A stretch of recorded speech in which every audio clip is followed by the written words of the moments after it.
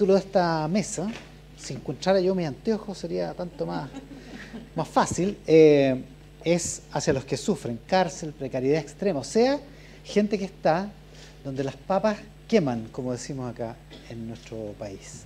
Y quisiera partir haciéndole una pregunta para todos para que nos conozcamos, pues. ¿Qué hacen ustedes y por qué empezaron a hacerlo, hermana Nelly? Toda la razón. Se me olvidó que yo tenía uno colgado. Ya, ahí sí. ¿Se escucha? No.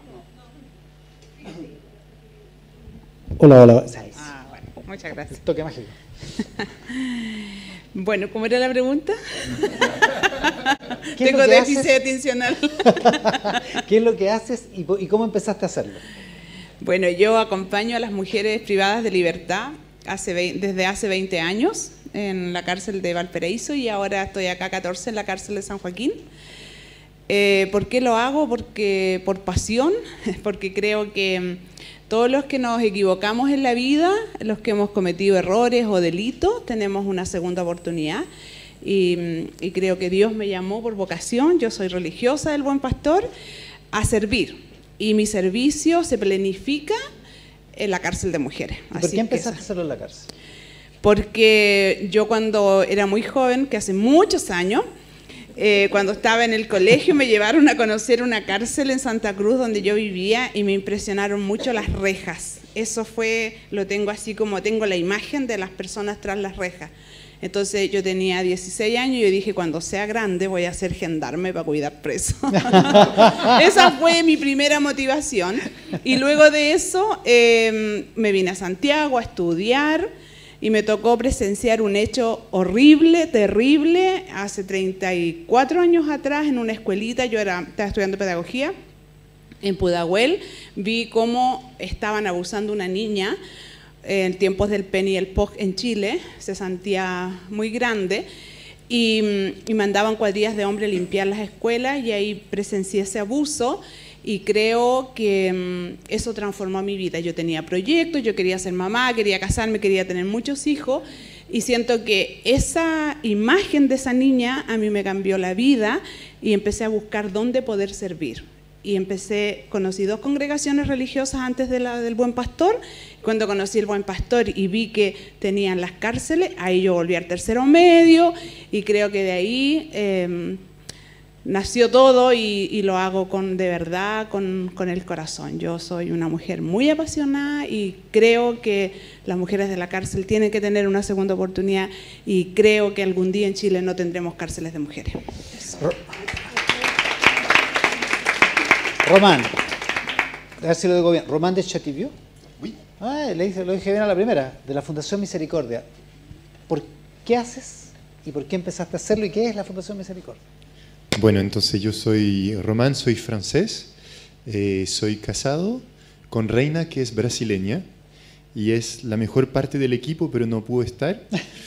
Y yo tenemos 13 años de casado juntos y tenemos una vocación bien particular porque somos una familia, una pareja al servicio de la iglesia y de los más pobres. Y cuando nos casamos con Reina, le pedimos 3 regalos al Señor. El primero fue 3 regalos de matrimonio, ¿eh? El primero fue un plasma, no, mentira. El primero fue el regalo de la oración, porque creemos que la mejor manera de cambiar el mundo es ponerse de rodillas. El segundo es el regalo de la sencillez de vida. Nos conocimos en el medio de los pobres y quisimos vivir con ellos toda nuestra vida. Y el tercero es el regalo de ser misionero toda nuestra vida y hasta la eternidad. Entonces con Reina fuimos enviados por la iglesia en varias partes del mundo. Empezamos en Estados Unidos con clandestinos inmigrantes en la zona de Atlanta. Después de esa experiencia tan fuerte, la Conferencia Episcopal de Latinoamérica nos envió en varios países para hacer una misión tanto de compasión, servicio concreto social, y también pastoral, de evangelización.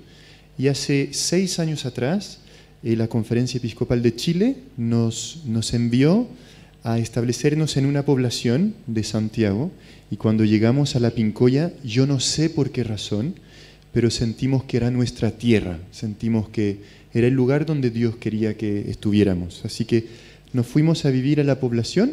Hoy día tenemos 5 hijos, todos varones, y nació un poco la intuición que lo que realmente puede cambiar el mundo es la misericordia, vivido en el cotidiano. Así que poco a poco, junto con otros, hemos partido con la Fundación Misericordia, que hoy día está en Chile, en Argentina, en Francia y también en Estados Unidos. Pero la fundación nació en Chile, en La Pincoya. Nació en La Pincoya. Antes de que se casaran, ¿habían tenido alguna experiencia tú o tu mujer como misionero? Sí, mi mujer, nacida y criada en una favela muy emblemática de Brasil, ella fue misionera durante 6 años con niñas en la prostitución y también jóvenes en la drogadicción.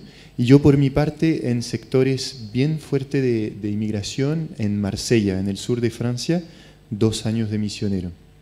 Eso. Ese es el origen. Un aplauso también para Romano, ¿no? Es para que lo igualemos a todos.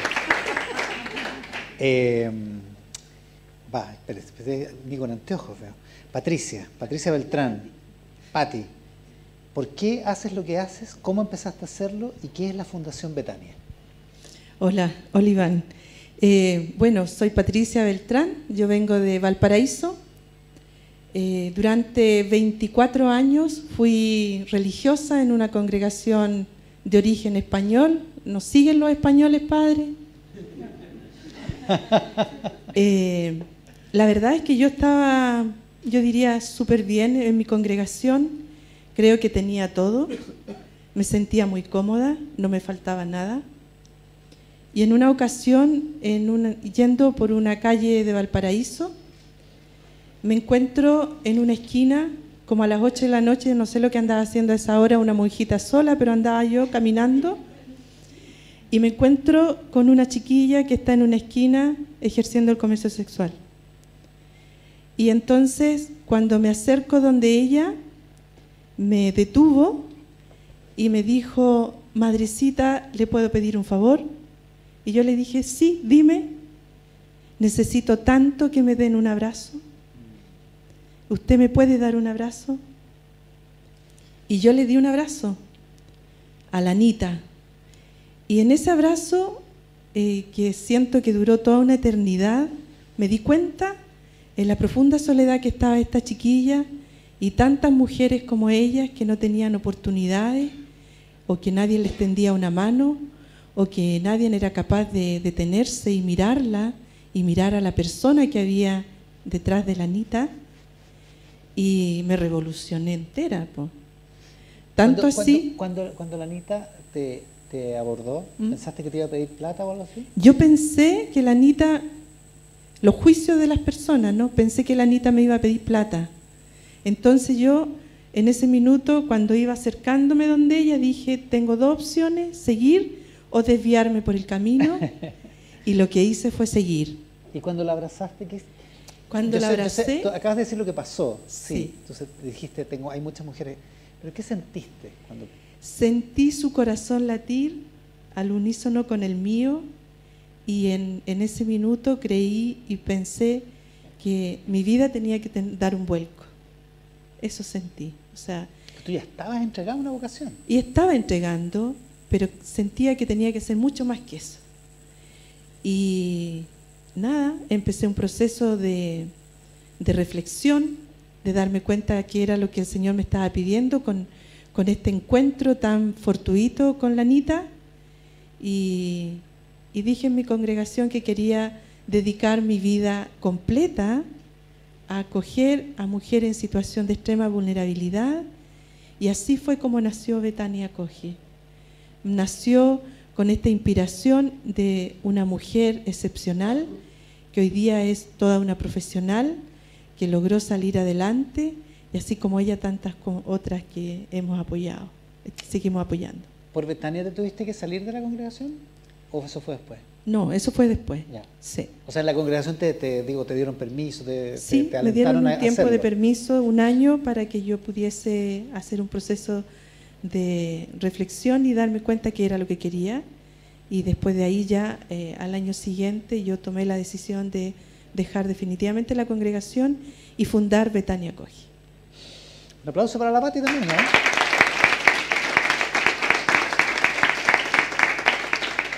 Cristian Briones es de la Fundación Dimas. Cristian, ¿qué haces? ¿Por qué empezaste a hacerlo? ¿Y qué es la Fundación Dimas? Tengo una historia de vida de haber estado en la droga, en el Sename, en la cárcel, durante 10 años en la cárcel, 15 veces en el Sename, 18 años en total en la delincuencia.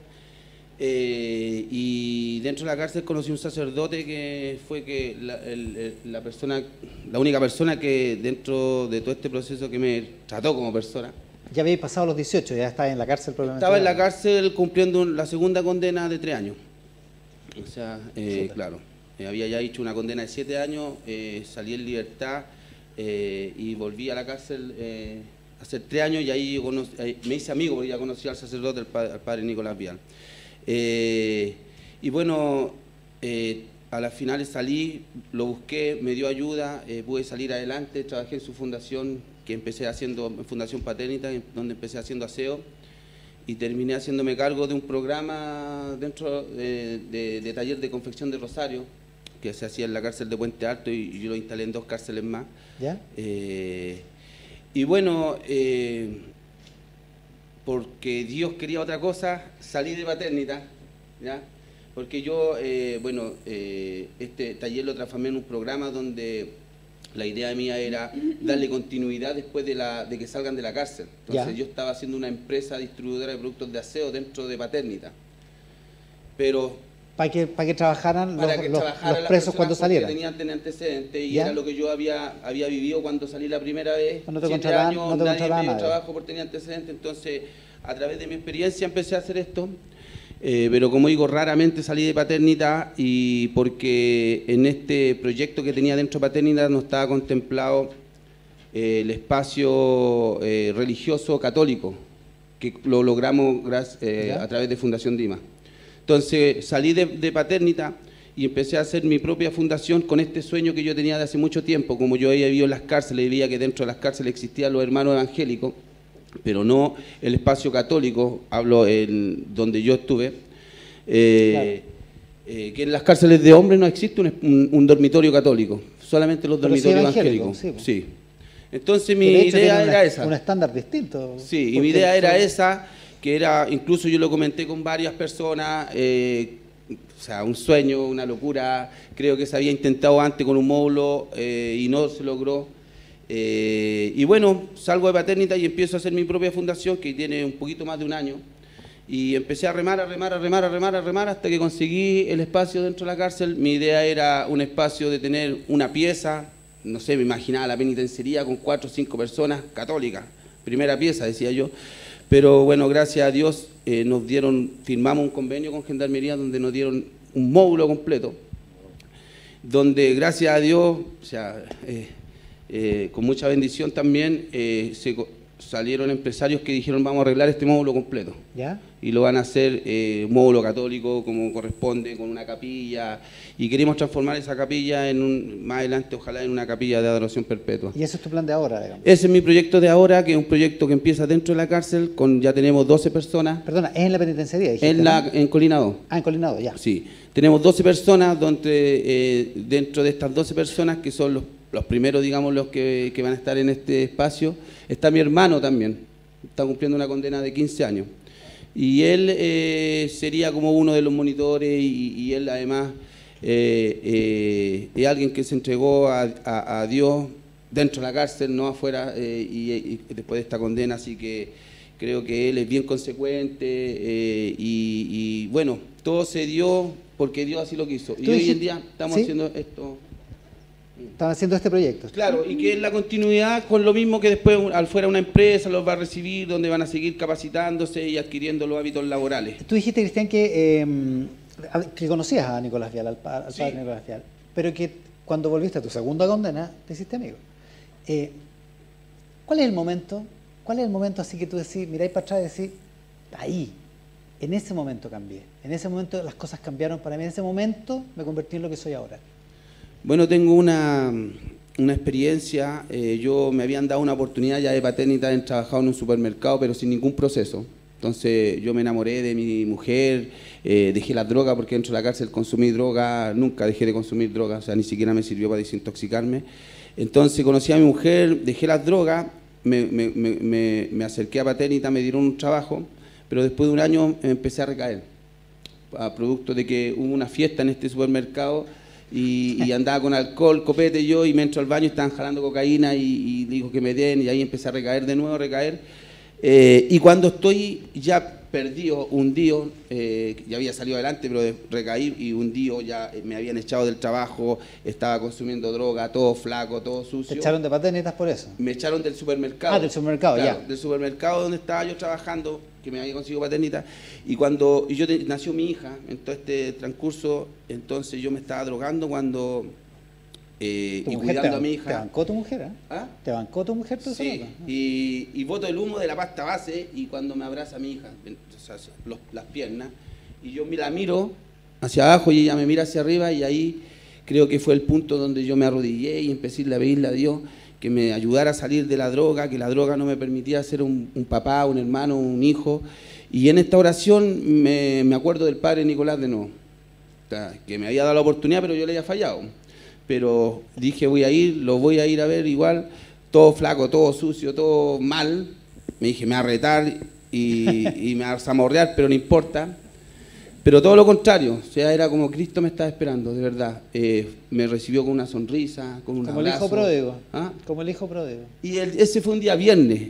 Me da de comer, de vestir, todo, dormí, me bañé, y el día domingo toca la palabra el hijo pródigo. Me dice, Cristian, acompáñame a misa, y toca la palabra. Y yo dije, el padre cogió esta palabra para atacarme a mí, porque yo lloraba, porque me sentí identificado con el hijo pródigo. Total. No, Puyero está establecido y era Dios el que me está tirándome los palos ahí. Por algo pasa, por las cosas Por algo pasan pasan por las algo, cosas, sí, sí. tal cual. Perdón, Un aplauso.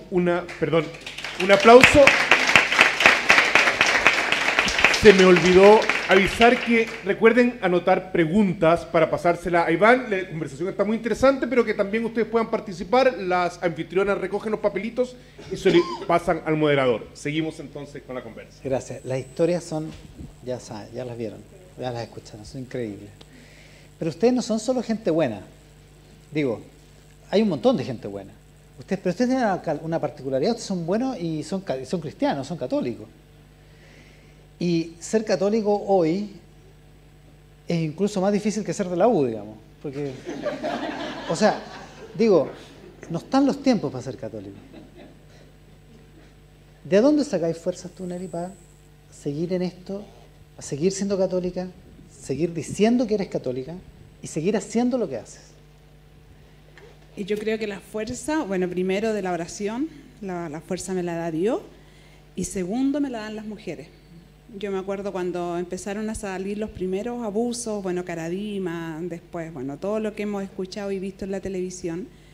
Yo un día llegué muy desolada a misa, un domingo, y en la motivación inicial yo les digo, chiquilla, vamos a celebrar la misa, siempre las motivo, y le digo, yo hoy día tengo mucha tristeza, como mucha pena, la iglesia estamos en un hoyo profundo, le digo que no nos permite ver la luz, estamos embarrados hasta el cuello, y bueno, y celebramos la misa, y al final de la misa una interna se acerca y me dice, madre, porque me dicen madre en la cárcel, me dice, madre, usted está equivocada. Yo digo, yo estoy equivocada, ¿por qué? Me dice, porque estuvimos en la oscuridad por mucho tiempo, pero ahora ha empezado a salir la luz. Y lo que estamos viendo de la iglesia es la puntita, me dijo. Vamos a ver y escuchar mucho más cosas, pero eso es la iglesia y usted sigue a Jesús. Y eso para mí fue así, y desde ese momento yo digo, yo no sigo a ningún obispo. Yo quiero mucho al Papa porque fue muy tierno conmigo, creo que es un gran hombre, pero yo sigo a Jesús de Nazaret.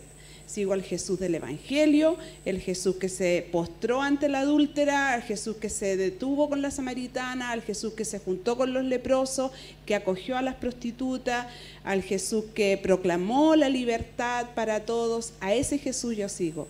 Y eso es lo que me da la fuerza, y es lo que también hoy día, porque el otro día me entrevistaron en una radio, sacaron por ahí unas frases de contexto, pero no estoy arrepentida porque igual las dije. Digo que me preguntaron en una entrevista, ¿qué espera de los obispos?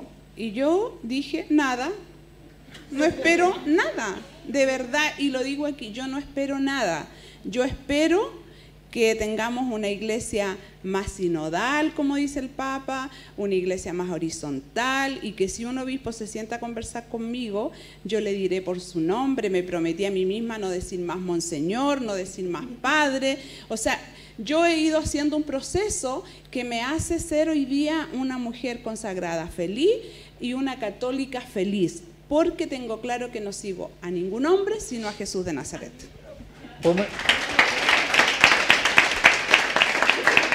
Hermana Nelly, ya, podemos ir comentando, no tienen que esperar que yo les pregunte, pero te pregunto a ti, ¿cómo lo haces tú con esto, con este asunto? Hay una frase que a mí me marcó bastante, una frase de la Madre Teresa, que cuando le preguntaban cómo lo hacía para hacer tanta cosa, con tantos pobres y todo, y ella con una sonrisa así, dijo, mi secreto es sencillo. Yo rezo. Y para mí es igual, yo soy un poco como la hermana Nelly, yo soy un enamorado de Cristo, yo soy un corazón que vibra, y hoy día para mí ser católico no es difícil, porque para mí ser católico es ser amante de Jesús. ¿Y nunca te pasó que veíais, qué sé yo, como dijo la hermana Nelly, la cantidad de tropelías que han pasado, las cosas que han pasado? Nunca te dije, hoy día no puedo rezar, hoy día no puedo. Mira, yo creo que en relación a la iglesia, de verdad, yo creo que por nuestra experiencia de haber viajado en tantos países y haber liderado con tantos rostros diferentes de la iglesia, hoy día el Señor a mí me regaló la sensación muy profunda de ser hijo de la iglesia. La iglesia es mi mamá. Y yo creo que cuando nuestra mamá está mal, está enferma, está postrada, uno no tiene que echarle la culpa que no comió bien o que se equivocó en esto, sino que estar ahí, limpiarle las lágrimas, escucharle, consolarla, animarla. Y para mí es un poco igual, yo amo a la iglesia. Y obviamente reconozco todos los errores, las tentaciones en las cuales hemos caído, pero la iglesia es mi mamá y estoy enamorado de mi mamá. Y cuando le dicen cosas que pueden ser justas, pero a veces que son deformadas, yo saco la cara y digo la verdad, en realidad. Así que no me impide rezar, al contrario, como que me da más fuerza, me da más ardor. Mira, Pati, ¿qué? Igual al final vamos a hacer un solo aplauso grande,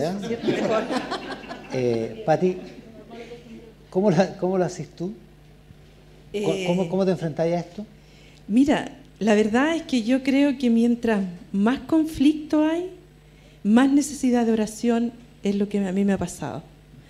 Yo he tenido también una profunda pena por toda esta situación de la iglesia, y pena porque yo conozco personas muy cercanas, ¿no es cierto?, que en algún minuto fueron mis confesores, me ayudaron, me acompañaron en mis procesos.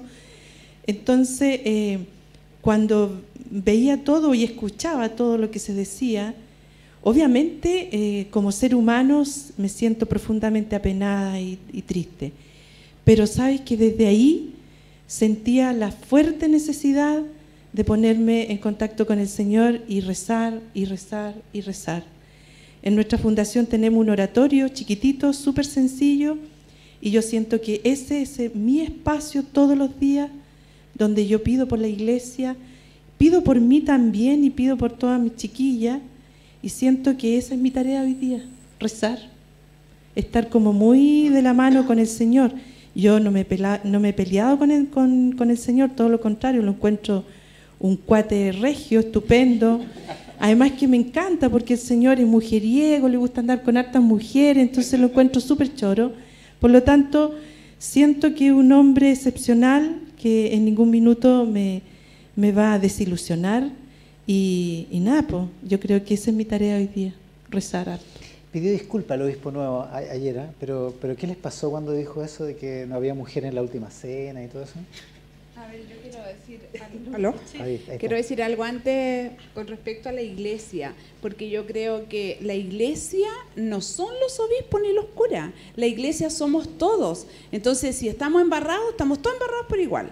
Entonces, yo creo que hay algunos que tienen que hacer procesos de conversión más profunda que otros o que otras, ¿sí? Esa aclaración la quiero hacer porque cuando decimos la iglesia, yo amo la iglesia. Yo cuando estudié historia de la iglesia, mi profesor me dijo, mira, la iglesia es igual o peor que una prostituta, me dijo. Pero es tu madre siempre, siempre va a ser tu madre, aunque se prostituya. Y yo creo que hoy día estamos todos prostituidos, pero seguimos sintiéndola madre. Entonces, ya como tú decías, yo amo la iglesia, sí, yo también la amo, pero no por eso dejo de ver las tremendas equivocaciones y errores y delitos que ha cometido. Es una cosa. ¿Qué me pasó con el padre? En las palabras del padre me sentí, me dio pena. ¿Te dio pena? Me dio pena porque creo que él yo lo conozco harto a él. Entonces creo que una persona, muy buena persona, pero muy arrebatada. Entonces no midió las consecuencias, sino que no sé, pues quizás la alegría del nombramiento lo nubló y no pensó lo que estaba declarando. Entonces yo creo que sí, pues por supuesto que en esta radio que me entrevistaron también yo dije eso, que impensado que Jesús haya celebrado la cena sin su mamá y las mujeres que lo acompañaron en toda su misión. Si eso es impensado, no tiene sostenimiento teológico, ni sociológico, ni cultural. Entonces creo que se equivocó, pidió disculpas, pero no sé hasta qué punto la disculpa va a cambiar la mentalidad de algunas personas. Eso. Pati, ¿quieres hablar de esto o pasáis? Pasa palabra. Cristian, ¿cómo lo haces tú cuando trabajáis ahí en Colina 2, en este módulo que estás construyendo, y te dicen, no, si los católicos aquí echados, van a echar un cura y quizás qué pasa? No sé, el tipo de cosas que dicen los que están más alejados. No me han dicho nada en eso todavía. Pero yo creo que la iglesia somos todos, como dice la hermana Leito, yo también soy iglesia, todos somos iglesia, pero también dentro de la iglesia están los sacerdotes y los que han cometido errores, pero creo que la gran mayoría de los sacerdotes son buenas personas. Creo que echar todo al saco obviamente no es justo. Creo que hay mucho bien que ha hecho la Iglesia Católica durante toda la historia, en distintas instituciones como el Hogar de Cristo, como otras más. Entonces, creo que no me da vergüenza decir que soy católico y siempre lo digo y lo digo con muchas ganas. Y creo que yo no tengo problema. Creo que deben tener problemas los sacerdotes que andan vestidos con y lo han dicho claro, que eso es muy lamentable, que de repente no puedan andar en la calle o no falta quien les dice una broma, pero yo la verdad que sigo siendo pecador, pero he cometido un montón de pecados y no soy quien para poder juzgar. Creo que soy orgulloso de ser católico, creo en la iglesia y creo que también hay más iglesia, y creo que en estos tiempos somos muy distintos y tengo mi pensamiento, y Dios creo que quiere llegar a todos lados, y por eso hay harta iglesia de distintas formas, otros más callados, otros más gritones, otros más, pero creo que Dios se la ha arreglado para poder llegar a todos y somos todos hijos de Dios. Yo no tengo problema, de verdad, yo en todos lados lo digo, yo soy católico y esta es una fundación católica. Dimas es el ladrón arrepentido, que para los creyentes fue el primero que entró al reino de los cielos, el primero que lo perdonó Cristo, el ladrón. Entonces, la certeza, claro. Jesús le dijo. Claro, sí, va a estar entonces. Yo, la verdad, que orgulloso de ser católico, con todos los errores que. Está buena. Muy bien. No me hagan caso, está bien. Esta mesa se llama, habla sobre los católicos que están en contacto con la precariedad extrema. ¿Qué hay? Porque hemos hablado, particularmente ustedes dos han hablado harto de la oración. Por supuesto está la fe.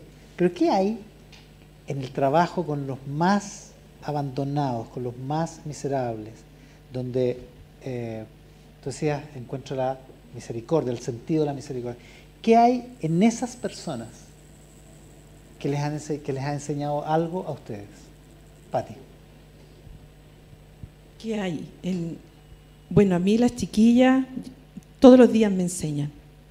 Y yo creo que una de las cosas es el tremendo corazón que ellas tienen y que está roto muchas veces y que desean reponerlo o repararlo, más que reponerlo, repararlo. Para mí, encontrarme con una chiquilla que ha sido tan vulnerada en todos sus derechos, en su ser de mujer, como persona, y que quiere hacer un cambio de vida, parte desde el corazón. Y eso a mí me conmueve profundamente. Y desde ahí creo que es la labor y es el trabajo que me invita a realizar y a acoger diariamente en la Fundación. Román.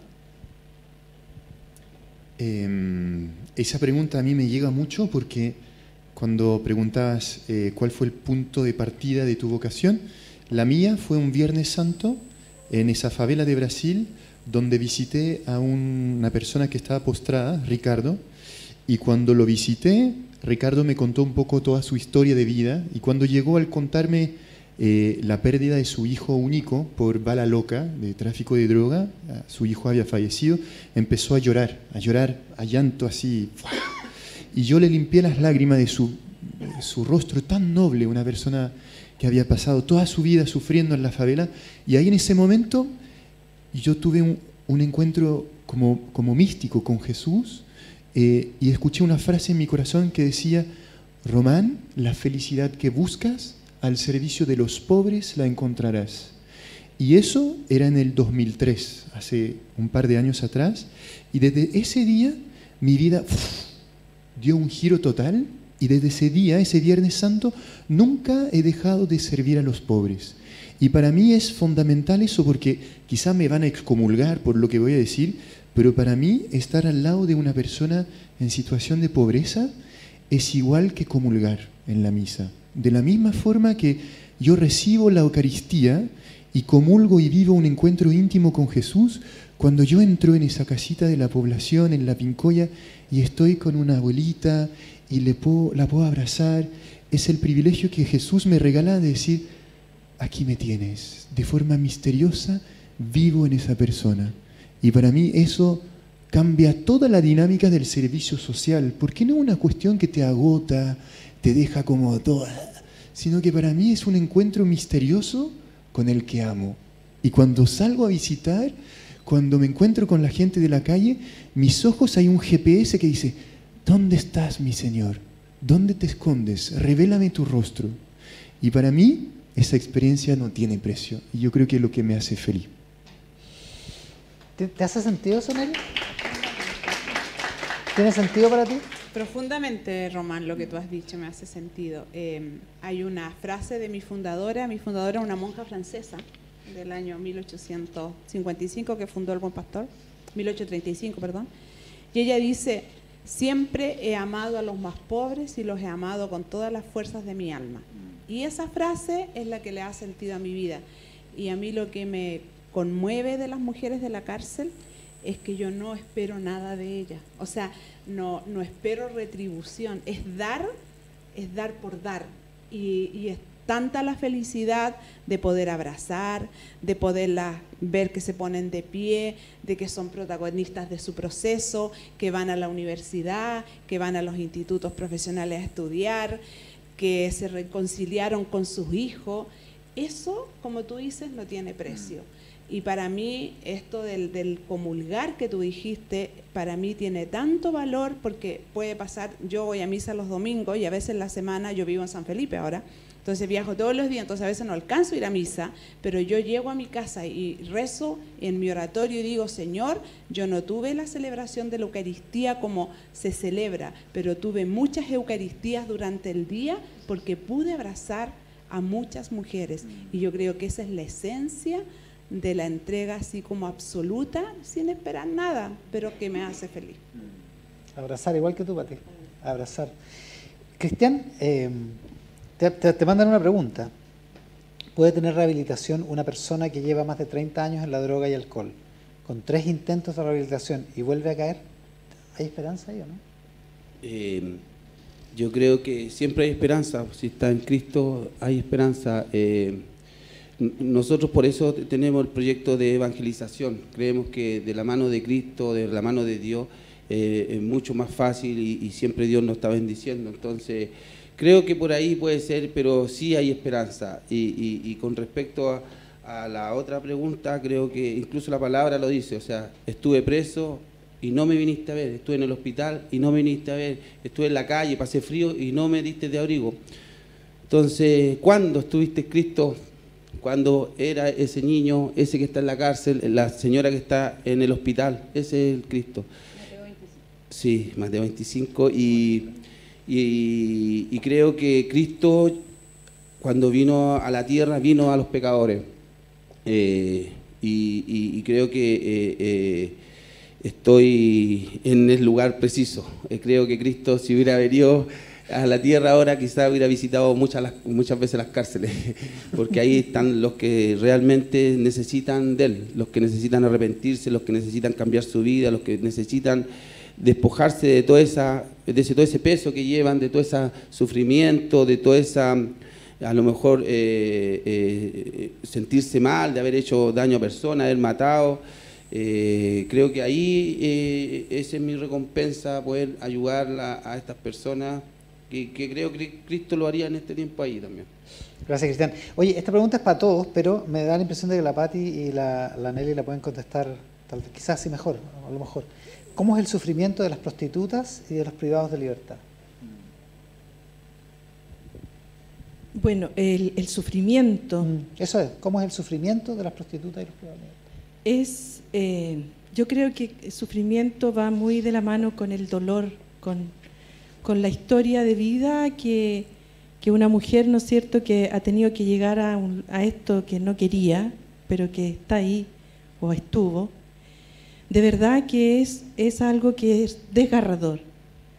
A mí me ha tocado vivir experiencias de escuchar historias de vida de chiquilla que desde el momento en que nos hemos encontrado frente a frente, su mirada ha sido una mirada de dolor, donde empieza a decir, quiero que me escuche, y llora profundamente.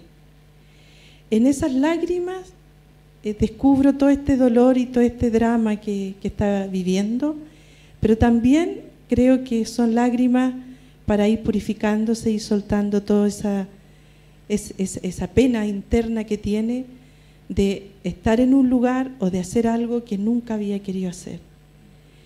Un dolor desgarrador cuando siente que detrás de ella hay una familia, hay unos hijos, hay toda una historia de vida que ella de alguna manera quiere tratar de cuidar.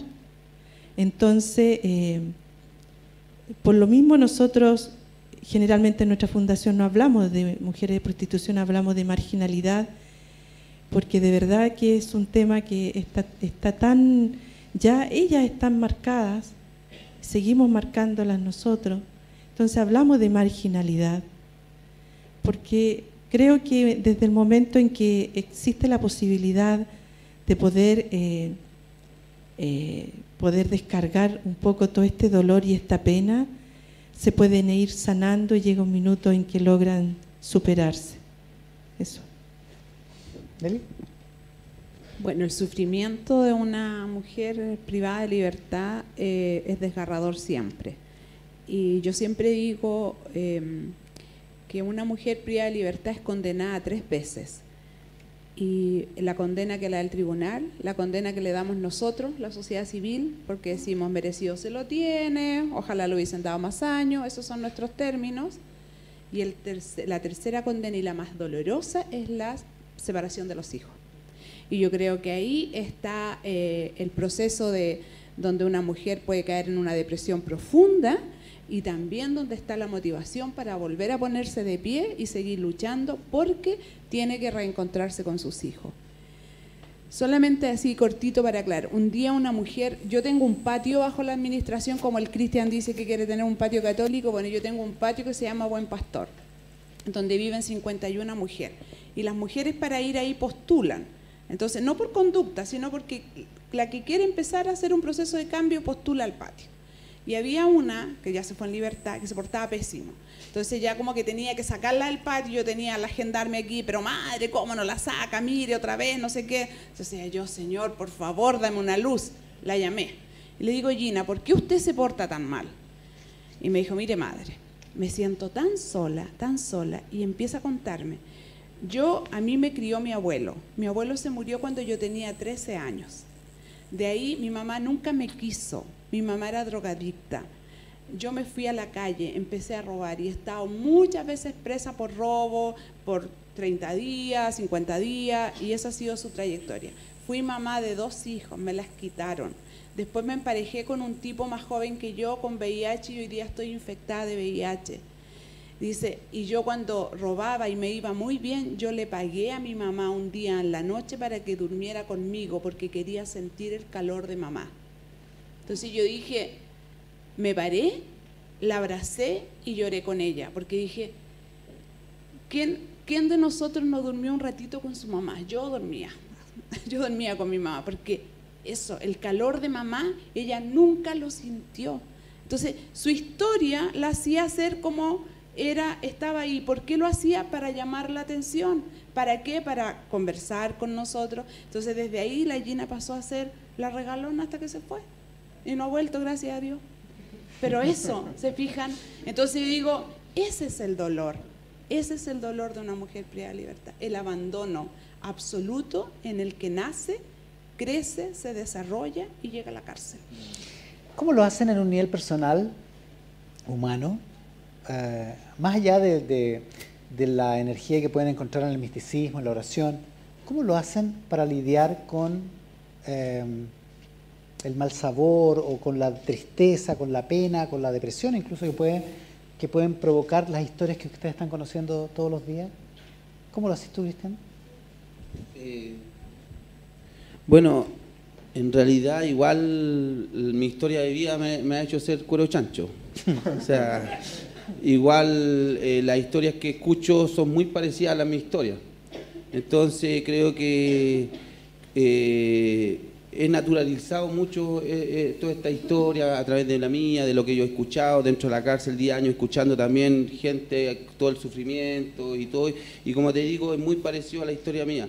Y creo que lo que hago yo es poder tratar de luchar para poder darle una oportunidad a ellos, tratar de que ellos les cueste menos que a mí, tratar de mostrarle una esperanza, mostrarle un horizonte, como dijo el Papa, cuando salgan en libertad. Y eso es, así lo hago yo. Ese es tu camino. Ese es mi camino, así no trato de no que no me llegue tanto, porque si estando mal yo no puedo hacer bien mi trabajo. ¿Y tú, Román? Ya sabemos que rezáis, sí. Pero en el aspecto humano, no sé, terrenal, práctico, es triste, po. Sí.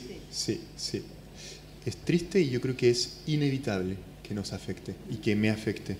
Entonces, yo creo igual que Cristian que uno aprende, ¿no?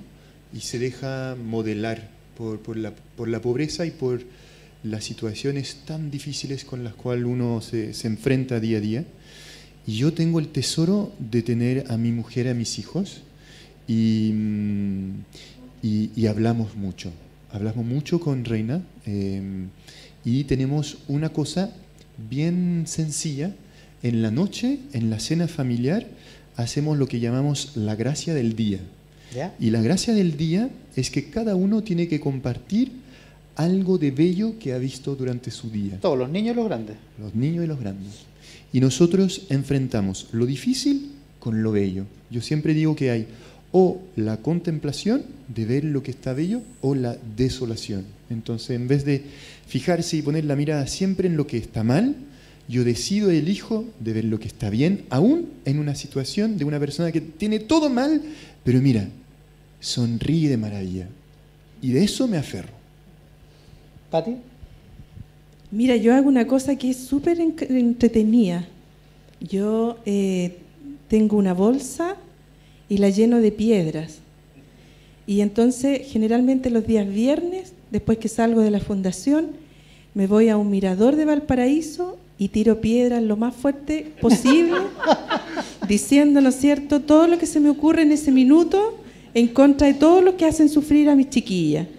Entonces ahí está Manuel, Juan, Víctor, Lucho, y bueno, no quiero contarles lo que digo de ellos, po. Y tiro las piedras, y vuelvo a tirar las piedras. Ustedes no se pueden imaginar lo maravilloso que es eso, porque me siento como que me libero de todas estas experiencias negativas que yo escucho de estos dolores de mis chiquillas, y entonces ahí me quedo, pero de lo más tranquila, me duelen los brazos y todo, pero después sigo acumulando en la semana y vuelvo a hacer el mismo ejercicio. Pruébenlo, les va a hacer súper bien, sobre todo cuando tienen problemas con la señora o con el marido, pero tírenlo. No, extraordinario. Ya, Yo, a mí me encanta ver películas, buenas películas, y tengo buenas amigas. Entonces me gusta que me inviten a comer, por ahí un traguito de repente, lo paso bien. O sea, no soy monja cartucha, o sea, no soy una monja que solo reza, también lo paso bien. Y eso me libera el poder compartir la experiencia de vida de las mujeres con otras mujeres, que son mis amigas. Así que eso, creo que tengo esa salida. Ahora voy a ir a comer con un amigo, ¿vos ves? Después de esto. Vamos. Vamos que se puede. Oye, Román, aquí te llega una pregunta así, a propósito de lo que hablábamos. ¿Cómo logras que tus hijos compartan este proyecto de vida? ¿Qué edad tienen primero? Mi primer, la semana pasada cumplió 12. Ya. Y su hermanito menor, el último, unos días antes cumplió 3. Entonces va de 3 Ese es tu rango. a 12. Ya. Y todos nacieron... Fácil no está, digamos. todos nacieron en una familia misionera, digo. Entonces, bueno, no tienen mucha opción, que digamos.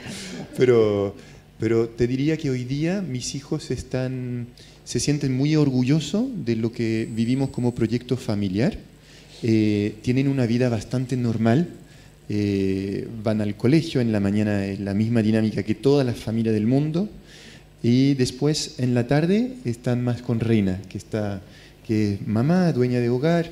En la mañana ella está más en la misión, pero tenemos una vida familiar bastante normal, pero sí hay una riqueza, y después voy a decir que solo rezo, pero hay esa dinámica de que lo que se dice en la familia, como hay una coherencia entre lo que decimos, lo que pensamos y lo que vivimos, ¿ves?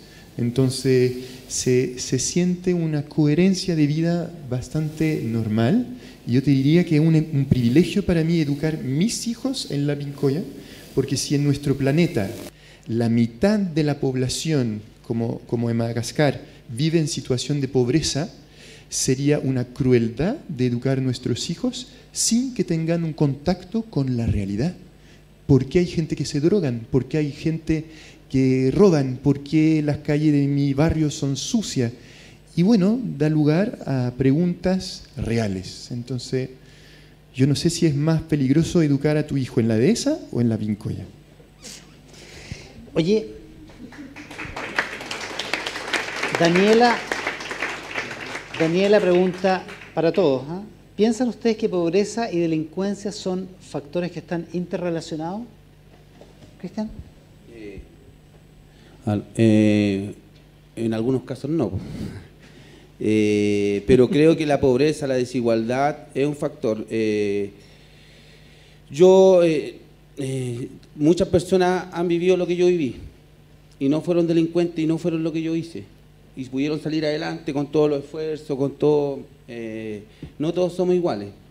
Entonces, pero creo que la pobreza facilita todo esto. La pobreza ayuda a que las mujeres vendan papelina.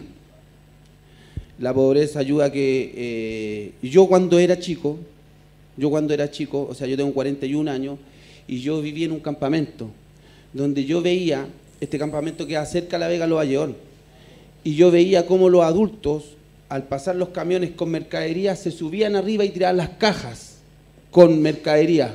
Pescaba la gente y se metía al campamento con las cajas. Y así he escuchado muchas historias. En La Victoria, camiones con pollo las repartían en esos años. Y yo veía como el sanguchito que robaban en este campamento, que una vez me tocó en la repartición un tomate. Y yo con tanta hambre que tenía, este tomate me lo encontré tan rico y a esta persona la encontré no como un delincuente, sino como una persona que ayudaba.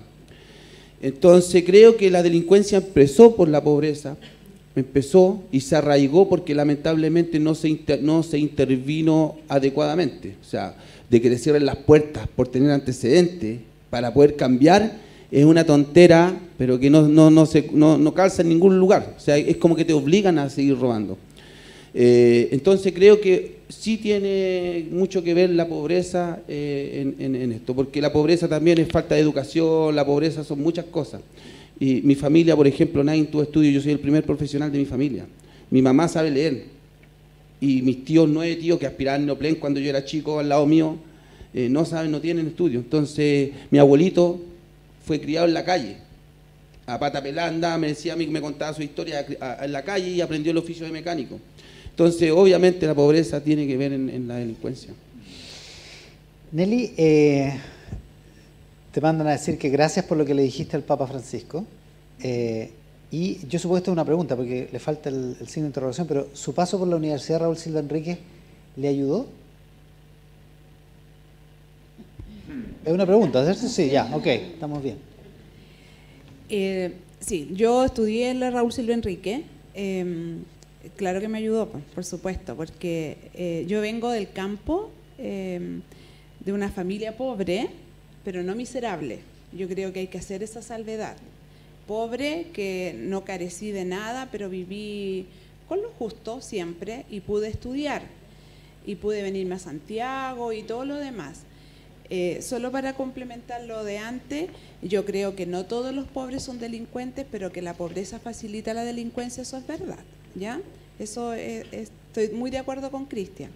Ahora, la Universidad Cardenal Silva Enríquez tiene un sello que es muy distinto a otras universidades, o sea, nos forman con la realidad sobre la mesa, y yo creo que eso facilitó mucho mi proceso también de conversión. Yo vengo de una familia tradicional, mi papá era campesino, tenía un patrón. Yo sé lo que significa cuando yo digo este es como patrón de fondo, yo lo digo porque sé cómo es un patrón de fondo. Entonces no lo digo desde la teoría. Entonces, y nosotros todos tenían que ser, yo me acuerdo de mi papá y mi mamá, votar por el candidato que votaba el patrón. Y mi mamá una vez no votó y le quitaron el familiar de todos los hijos. Entonces yo creo que hay situaciones de mucha injusticia arraigadas, pero aún así a nosotros nos criaron reverenciando a los patrones y del partido de la derecha. Y yo en Santiago, en la universidad, me rebelé y no soy de ningún partido, pero estoy inclinadita para el otro lado, porque por ahí es donde va el compromiso social, digamos. No es que sea exclusivamente de la izquierda o de otros partidos, pero sí creo que el compromiso social tiene su sustento en las ideologías. Lamentablemente la política todo lo destruye, pero yo creo que sí, ideológicamente mi compromiso social va por esa línea. Sí. Pati, ¿cómo es el encuentro con Cristo, preguntan acá, de las personas privadas de libertad o en extrema vulnerabilidad? ¿Cómo es tu experiencia en eso? ¿El encuentro con Cristo? El encuentro con Cristo, sí. Mira, yo diría que es un encuentro lleno de misericordia. Yo creo que va un poco por esa línea. Lo que una chiquilla busca es ser acogida, es ser aceptada sin ningún tipo de juicio y que se la quiera y se la abrace. Y creo que esa es la oportunidad que yo tengo para justamente encontrarme con ella desde la máxima misericordia y acogida posible. desde ahí creo que se puede lograr el cambio. A mí muchas veces me pasa en la fundación, cuando llega por primera vez una chiquilla, a lo mejor no me cuenta toda su historia, pero sí desde el espacio de encuentro que tenemos y desde la mirada misericordiosa y solidaria, creo que se empieza a hacer un camino de conversión y de cambio profundamente. Desde ahí es. Esta pregunta también es para todos, así que puede contestar el que quiera. ¿Cómo logran no caer en la normalización al ver tanto sufrimiento? ¿Cómo logran no normalizar el tanto sufrimiento? ¿Cómo continúan compadeciendo de su gente? Yo le pido todos los días a Dios en mi oración no perder la sensibilidad frente al dolor, porque el día que la pierda yo me voy a ir de la cárcel. Entonces todos los días soy capaz de conmoverme con su historia, capaz de llorar con ella y profundizando en la pregunta que recién respondía la Patti, yo creo que el encuentro de las mujeres con Dios lo descubren a través de las personas y el sentirse amadas por un Dios que no las juzga, porque ya fueron juzgadas y en el fondo están pagando. Entonces encontrarse con este Dios que las abraza sin cuestionarlas, y lo más lindo que hemos logrado en la cárcel, que cuando comulgamos, cuando se prepara la mesa para la comunión, que el sacerdote pueda decir, y si no lo dice él, lo digo yo, la mesa está servida, vengan todos a comer. No los que nos hemos confesado, los que somos los buenos, sino que Dios se hizo carne y Dios nos dejó la Eucaristía para alimentarnos a todos, y especialmente a los que más hemos cometido pecado.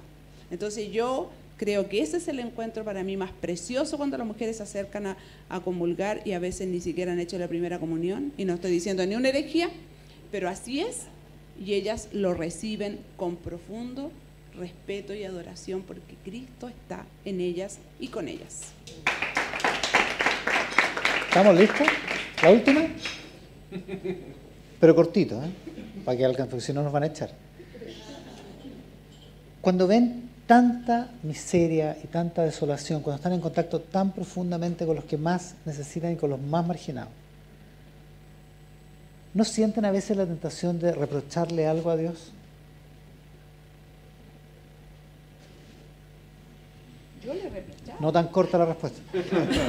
Nelly. Yo le reprochaba muchas veces a Dios. Encuentro que vivimos en una época, o no sé si todo el tiempo así, muy injusta. Dios no quiere esto. Entonces no sé si Dios es el culpable, sino que son los seres humanos los culpables. Pero esos seres humanos que son culpables también siguen a Dios. Entonces mi pregunta es, ¿en qué Dios están siguiendo, por ejemplo, los que pagan clases de ética porque cometieron una estafa gigante en Chile, por ejemplo?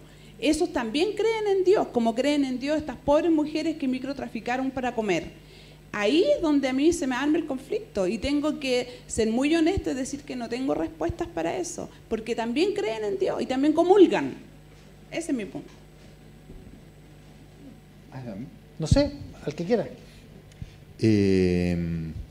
Yo mira, recién yo estaba conversando con mi mujer sobre un caso una historia que nos pasó ayer, que fue bien difícil también, y uno dice, pucha, ahí hay una tristeza, hay un dolor, hay una situación de injusticia profunda, y fíjate que en vez de culparle a Dios, no sé, desde que conozco a Jesús, más y más se ha vuelto una persona, un amigo, y yo siento como Él sufre frente a ciertas situaciones.